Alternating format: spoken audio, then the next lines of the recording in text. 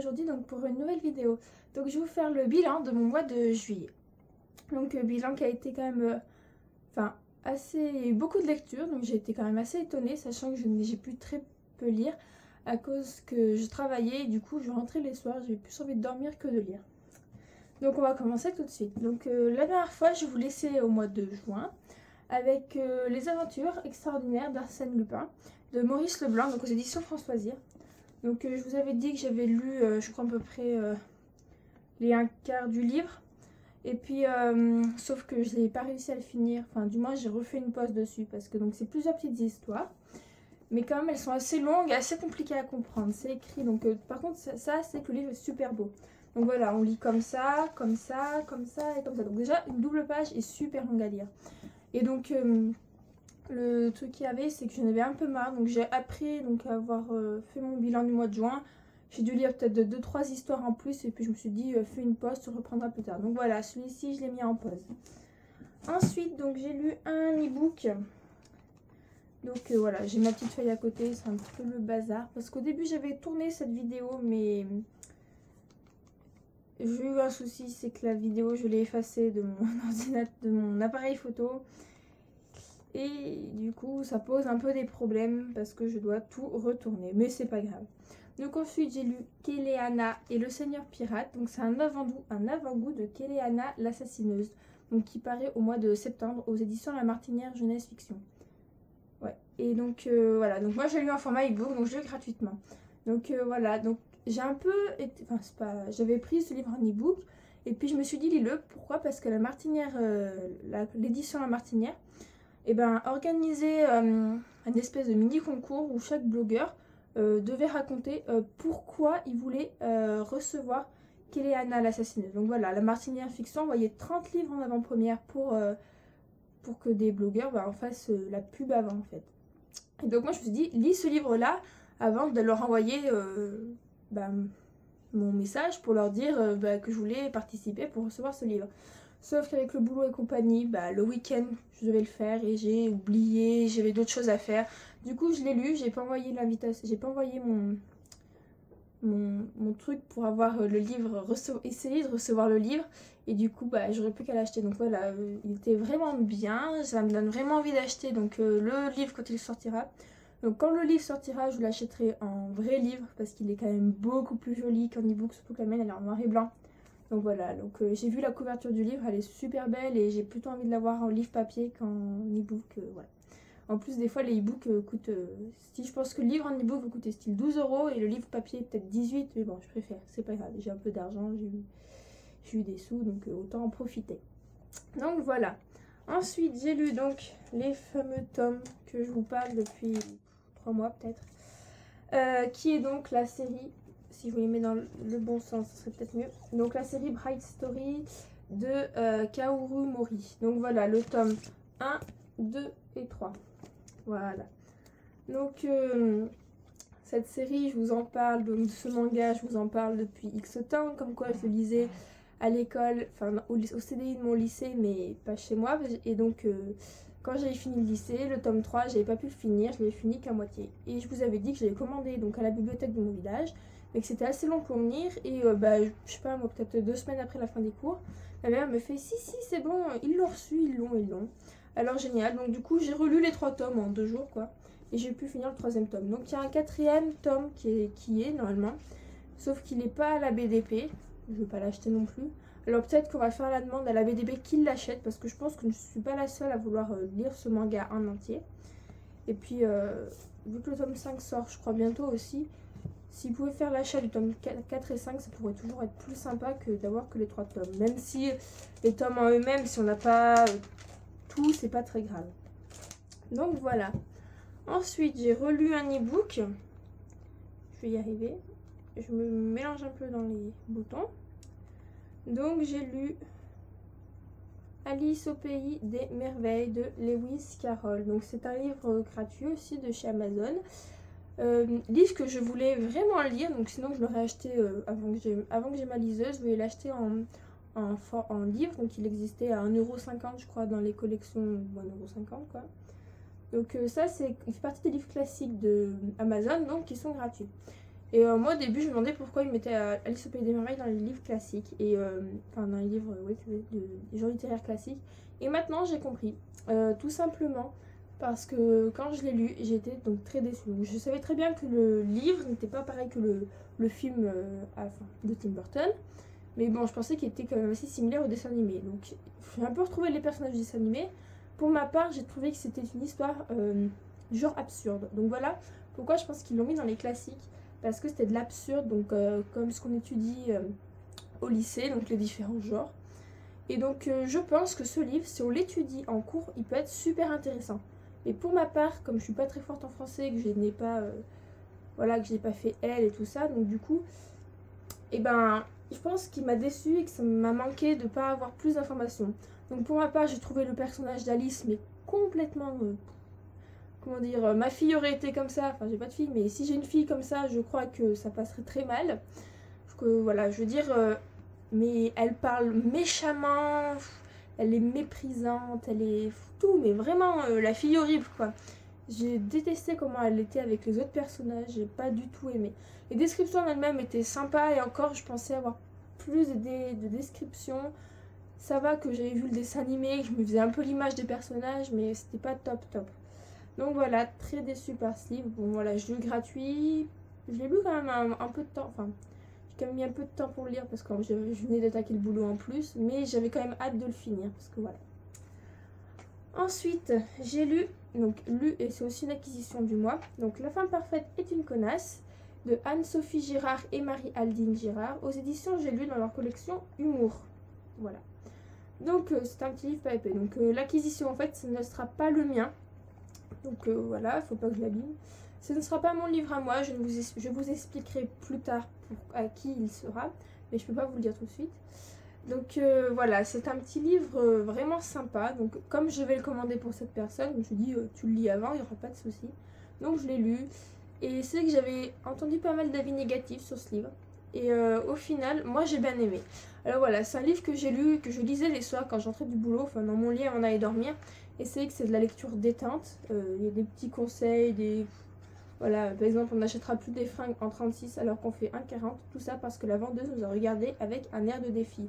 Plein de trucs comme ça, des petits trucs style il me faut absolument une machine à pain avec pourquoi il nous faut ça. Enfin, c'était vraiment rigolo. Enfin, moi j'ai bien aimé pour ma part.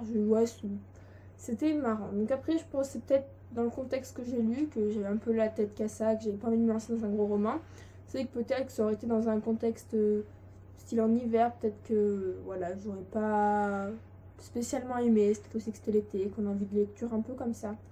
Donc pour ma part, j'ai bien aimé. Ensuite, donc j'ai lu Toutes ces choses qu'on ne s'est pas dites de Marc Lévy, donc aux éditions Pocket. Donc je l'ai lu en parallèle de celui-ci. Alors j'avais attaqué le Marc Lévy, et puis j'ai reçu La femme parfaite est une connasse, et comme il était court, j'ai mis légèrement en pause le Marc Lévy pour lire l'autre. Donc ce Marc Lévy est pas passé loin du coup de cœur. Je pense que ça aurait été un coup de cœur si je n'avais pas lu qu'un seul chapitre par soir en m'endormant devant à cause de ma fatigue. Sinon c'est à part Le voleur d'ombre, c'est vraiment mon deuxième meilleur Marc Lévy pour l'instant. J'ai été voilà, transportée dans cette histoire. Bon, je ne sais pas comment le dire. Mais j'avais entendu aussi pas mal d'avis négatifs. Alors moi je sais pas ce que j'ai eu pendant ces vacances. Tous les avis négatifs, je suis en train de les transformer en avis positifs. Mais pour ma part, mais j'étais vraiment... l'élément perturbateur m'a complètement... Je ne m'y attendais pas du tout. La fin est une fin finie, mais avec quand même une part de suspense où on a presque envie de se dire qu'il y aura peut-être une suite, mais bon je ne pense pas. Où on se pose pas mal de questions. Alors comment... Enfin, on a beaucoup comparé Lévy à Musso. Donc moi je trouve que ce livre-là peut ressembler un peu plus à du Musso que le classe, que ce qu'a la... Enfin moi j'ai lu de Marc Lévy Le voleur d'ombre et si c'était vrai, donc Et vous revoir qui est la suite de Et si c'était vrai. Et pour l'instant, c'est que les trois autres livres que j'ai lus avant avaient un style un peu différent. Et celui-là a plus un style proche du Musso. Alors je préfère quand même le Musso que le Lévy. Mais celui-là, voilà, sauf qu'il y a beaucoup plus de descriptions et un peu moins d'action. Mais je l'ai quand même trouvé assez proche d'un livre de Guillaume Musso. Donc voilà, franchement, lui, je vous le conseille, il est vraiment voilà, extraordinaire, je sais pas comment vous le dire, mais il est vraiment génial ce livre-là. Donc si, voilà, pour vous faire un petit résumé, sinon c'est donc une jeune fille qui perd son père. Elle apprend la mort de son père et elle va retrouver quelque chose, je peux pas vous le dire sinon ça vous spoil, qui va faire qu'elle va revoir tous les souvenirs de son père et tout ça. Enfin, même elle, on va retourner dans son passé pour apprendre plus de choses sur elle. Une histoire d'amour tout simplement, voilà. Je veux dire, l'histoire d'amour est super belle, même s'il y a un peu des côtés tristes. Mais vraiment, c'était génial. Ensuite, donc, j'avais attaqué. Donc voilà, comme j'ai dû retourner ma vidéo, quand j'allais tourner, c'était mercredi. Je devais la poster samedi. Donc mercredi, j'avais attaqué de lire Ulysse Moore, Le Jardin des Saints, donc, de Pierre-Domenico Baccario, aux éditions Bayard Jeunesse. Donc le 11e tome de la saga Ulysse Moore. Donc voilà, quand j'en parlais mardi, donc 31 juillet, quoi, en gros. Mercredi, oui. Donc je n'avais lu à peu près tout ça, là. Voilà, sauf que depuis, je l'ai fini. Donc voilà, donc je l'ai fini juste là. Donc voilà, c'est l'avant-dernier tome de ma saga préférée, Ulysse Moore. Donc voilà, c'est un livre que j'ai adoré, en fait, j'ai pas envie de finir, mais qu'en même temps, je veux absolument lire parce que on n'a pas envie de lâcher cette super aventure. Franchement, je pense que cette saga, faudrait vraiment que je la relise tome par tome, depuis le premier jusqu'au dernier. Car là, j'étais un petit peu perdue aussi bien dans les noms de personnages et tout ça. Même si le 10e tome, oui, je l'ai lu il n'y a pas très longtemps. Il y a peut-être, c'était au mois de juin, je crois. Même si je l'ai lu au mois de juin, mais peut-être mai. Donc voilà, il me manquait toujours un peu des fois que je me perdais dans les personnages, tout ça. Mais franchement, c'est une saga, mais voilà. Le livre, c'est les seuls livres que j'achète pratiquement dès qu'ils sortent. Voilà, j'achète rarement les livres dès leur sortie, sauf si vraiment, des fois je me rends pas compte, je peux acheter des livres, mais je suis pas quelqu'un qui suit les sorties, voilà. Mais lui, franchement, dès qu'il sort, hop, lui, c'est sûr que je l'achète. Donc voilà, le 11e tome que j'ai fini. Donc je vous en parlerai donc à la fin du mois d'août, parce que je l'ai fini au mois d'août et non au mois de juillet. Ensuite, pour ce qui est de mes acquisitions, donc bien sûr, j'ai acquis les Bright Story, là, les mangas que j'ai eu en début du mois, mais que j'ai lu vite, parce que comme vous le savez, je n'aime pas lire les livres que j'acquis dans le mois. J'aime pas les lire tout de suite parce que sinon je sais très bien que je vais en acheter et je ne lirai pas ceux que j'ai dans ma palle. Donc je m'oblige en fait, quand j'achète, je me dis non, tu ne lis pas le mois où tu l'as acheté, tu le liras le mois prochain si tu veux, mais voilà. Donc voilà, du coup, lui je l'ai lu parce que comme il appartient à la bibliothèque, j'ai pas envie que ça traîne si d'autres gens veulent le lire. Donc La femme parfaite est une connasse, pareil, je l'ai lu parce que va falloir que je le mette dans le colis, donc je pouvais pas non plus attendre 30 ans. Et Ulysse Moore aussi que j'ai eu, je pouvais pas m'empêcher de le lire, voilà. Mais je l'ai attaqué juste à la fin du mois de juillet, je l'avais lu début juillet, donc on peut dire que ça pardonne un petit peu. Voilà. Sinon, j'ai acquis donc 4 filles et un jean, donc le 5e tome, donc Pour toujours, de Anne Brachard aux éditions Gallimard. Donc voilà, ces deux livres-là, pardon, c'est les livres que mes parents m'ont achetés parce que j'ai eu mon bac. Donc voilà, il m'avait dit, ma mère m'a dit bah je te l'achète, et mon père il m'avait dit tu choisiras le livre que tu veux. Donc voilà, j'ai choisi celui-ci qui était dans ma wishlist car j'ai lu les 4 autres tomes. C'est une série vraiment voilà, moi j'ai lu 4 filles et un jean, les 2 premiers tomes je les avais lus super vite. Après le 3e et le 4e tome je les avais échelonnés sur plusieurs périodes. Enfin j'ai eu le 3e tome janvier je crois, le 4e tome, non 3e tome novembre et le 4e tome décembre je crois. Donc voilà, pour faire des coupures entre, mais les 2 premiers tomes je les avais lus les 2 à la suite. Et donc voilà, j'avais envie de retrouver les 4 filles, donc Tibi, Lena, Carmen et Bridget. Donc hâte de le lire aussi. Ensuite, j'ai acquis, dans le même jour que mon bac, je me suis acheté, parce que j'avais envie de me faire un petit cadeau, parce que j'avais mon bac, j'étais contente. Donc Une vie de rêve de Gemma Forte, donc aux éditions France Loisirs. Donc voilà, j'avais pas besoin en plus d'acheter parce que c'était pas un livre trimestriel ni rien, mais j'avais envie de me faire un cadeau. Voilà, donc la jaquette est super belle et je me dis qu'heureusement elle y est parce que sinon en dessous, ce n'est qu'un livre bleu. Donc heureusement qu'il y a la petite couverture là. Donc voilà, une petite chiclite aussi. Bon, pour cet été, l'été est bientôt fini. Enfin, mois d'août, voilà, j'aurais peut-être... Je sais pas, j'avais pas envie de les lire tout de suite. J'ai d'autres livres à lire. Mais bon, c'est que pendant l'été, j'aime bien lire de la chiclite et pas trop des trucs aventure. Pourtant, je suis fan des trucs d'aventure. Mais je sais pas. Donc voilà, j'espère qu'elle sera bien. Ensuite, donc dernièrement, là, il n'y a pas très longtemps, donc c'était lundi. Donc je suis allée chez France Loisirs parce que sur le catalogue, il y avait des livres qui me plaisaient. Et je voulais les commander sur internet, sauf que bien sûr, mon magasin est le seul magasin où on ne peut pas envoyer les livres commandés par internet et les récupérer au magasin. Donc du coup, j'étais obligée de payer 3,99 € de frais de port, ce qui m'énervait un petit peu. Et par chance, ils étaient au magasin, car souvent, ce qu'il y a dans le magazine n'est pas au magasin. Donc ça, c'est pas cool. Donc j'ai pris Plus jamais sans elle, donc de Michael Olivier, donc aux éditions Françoisir. Ouais, ça doit être ça. Ouais, voilà. Donc c'est un livre jeunesse. Je pensais qu'il était un peu plus gros. Il paraissait plus gros sur le magazine. Mais voilà, je sais que j'ai payé 14 € quand même. Donc c'est un petit thriller policier. Voilà. Donc c'est un livre jeunesse, donc je pense pas non plus que ce soit trop méchant. Et je me suis pris donc Sacrée Famille de David Safier, donc aux éditions Françoisir, collection Piment. Donc j'ai jamais eu de déception dans leur collection Piment. Déjà que je trouve l'objet livre magnifique. Et donc cette histoire-là m'a l'air bien drôle. J'allais donc vous parler de mes acquisitions e-book, sauf que j'ai eu un problème d'appareil photo, donc c'est pour ça que je vous retrouve avec une autre tenue, avec ma chambre je pense, qui est mieux éclairée qu'avant. Donc passons. Donc mes acquisitions e-book du mois de juillet. Donc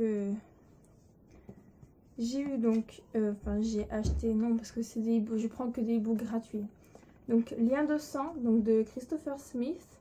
Donc c'est un thriller, donc maintenant il est payant. Là je l'ai vu gratuit. Je sais pas, il y a des moments j'ai pile les livres gratuits alors qu'ils étaient payants avant. Je sais pas, je comprends pas, mais bon c'est pas grave. Donc c'est un thriller. Donc je sais pas s'il est bien ou pas, mais bon, moi je trouve ça. Bon, voilà quoi, j'en ai rien, c'est toujours bien. Ensuite, il y avait donc F, petite étoile, les 3 petites étoiles, donc Maya, donc je pense que c'est un gros mot devant. Voilà, donc de Maxence Storis. Donc pareil, un livre qui est gratuit, qui est maintenant payant, que j'ai eu gratuitement mais qui est maintenant payant. J'ai eu aussi, c'est un peu long, non, pas supprimer. Je fais des bêtises, je veux tout supprimer, ça va pas le faire. Donc Hugos de Alexis Hayden. Donc en fait c'est une pièce de théâtre. Donc au début, pareil, je l'ai gratuitement, maintenant elle est payante. Donc au début je ne pensais pas que c'en était une. Et puis là en dessous c'est marqué pièce en 4 actes. Alors moi qui comprends pas bien les pièces de théâtre, je sais pas si ça va bien le faire ou pas, mais on verra bien. Et je crois que c'est tout en fait. Ah si, non, qu'est-ce que je raconte moi. Donc j'ai aussi alors oui, je sais pas pourquoi, je sais pas si ça vous fait à ceux qui ont la Kindle d'Amazon. En fait ça me met les trucs n'importe où et jamais sur la couverture, alors que je vais même pas attaquer le livre, ça c'est pas mal. Donc Les Explorateurs de Alan Spade aux éditions Emmanuel Guillot.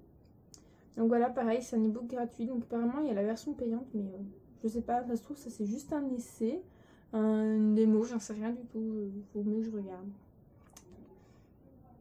J'ai eu aussi donc 2 livres italiens pour finir.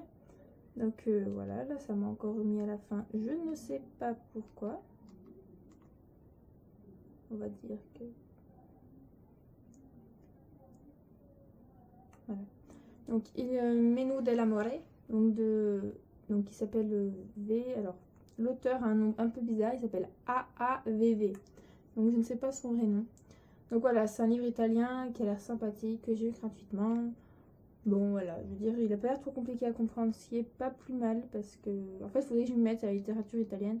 Sinon si je m'y mets pas bientôt, je risque de tout perdre et ça va pas être bien drôle en fait. Si je perds mon italien, je vais être triste. Et enfin pour finir, donc I Detective l'Indagatore del Web, donc de Renato Esposito. Donc pareil, c'est un livre italien sur les trucs d'internet apparemment. Donc voilà, et juste pour finir, donc un dernier, c'est pas vraiment un livre, donc c'est pour ça. Donc c'est vous connaissez donc la saga Cupcake Club de Donna Kaufman. Et donc j'ai trouvé un e-book, donc les recettes qui sont dans les livres. Donc je voulais attaquer à lire le livre, d'ailleurs justement quand j'ai vu les recettes. Puis après j'ai attaqué un autre livre parce que j'avais pas la tête à lire Cupcake Club. Donc voilà, je pense par contre lire bientôt le premier tome, donc, parce que c'est un livre qui m'intéresse pas mal. Donc voilà, ça c'est des petites recettes bien sympas, donc aux éditions Milady. Donc voilà pour mes acquisitions e-book et mes livres, c'est tout bon, j'ai tout présenté. Donc pour ma part, donc, je vais vous retrouver sûrement au milieu du mois pour faire un Mapal, parce que pour vous montrer un peu le livre de Mapal. pour une petite vidéo, je pense 2 vidéos, pas surprise mais un peu quoi. Voilà, donc je vous expliquerai tout ça quand je ferai ces vidéos là. Donc pour ma part après, sinon rendez-vous qui est sûr, c'est le bilan du mois d'août qui se fera peut-être pas le 1er septembre mais pas loin. Donc voilà, je vous fais des bisous et je vous dis à bientôt. Ciao ciao.